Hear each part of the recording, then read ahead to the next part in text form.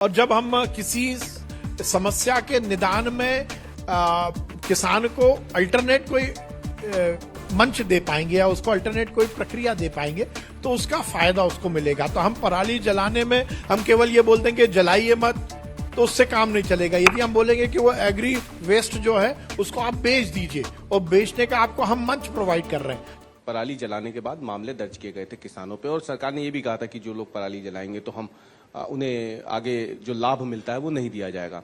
तो ऐसे में आपको क्या लगता है कि ये कितना एक बेहतर कदम साबित हो सकता है? पराली जलाने से रोकना ही तो काफी होगा या फिर और भी इसमें किसानों का? देखिए, पराली जलाने पर मुझे लगता है कि जहां पर्यावरण को नुकसान होता है तो किसान की जमीन को भी बहुत नुकसान होता है।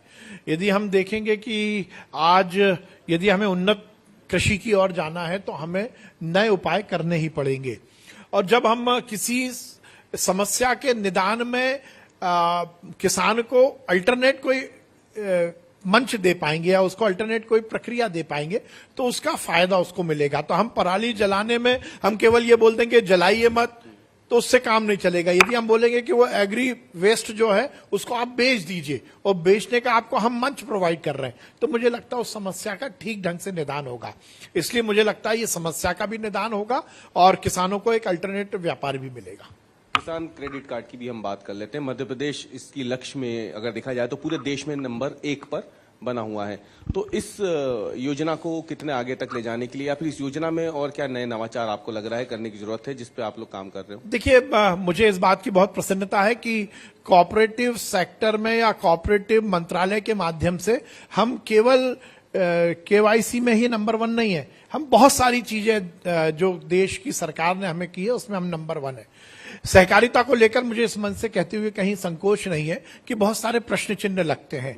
उसकी पारदर्शिता को लेकर, भ्रष्टाचार मुक्त प्रशासन को लेकर, उस पूरे व्यवस्था के सुदृढ़ीकरण को लेकर और उसमें जो जो केंद्र की सरकार ने किया, जैसे कंप्यूटराइजेशन, पैक्स जो हमारा नीचे की सोसाइटी है उसका कंप्यूटराइजेशन को लेकर देश की सरकार ने हमें आदेशित किया। और मुझे ये कहते हुए बहुत प्रसन्नता है कि देश में नंबर 1 कंप्यूटराइजेशन में कोई राज्य है तो वो मध्य प्रदेश है। केवाईसी का मामला हो, हम 0 ब्याज पर ऋण उपलब्ध कराते हैं। हमने हमारा जो भंडारण है खाद का उसका एडवांस भंडारण की हमने ही नवाचार किया, वो उसके कारण किसानों को समय से खाद मिल सकता है। बीज को लेकर हम बहुत काम कर रहे हैं, बीज संघ का हम बहुत सुदृढ़ीकरण कर रहे हैं और शायद देश में मध्य प्रदेश ऐसा राज्य होने वाला है जो अपना बीज का खुद का एक ब्रांड शुरू कर रहा है।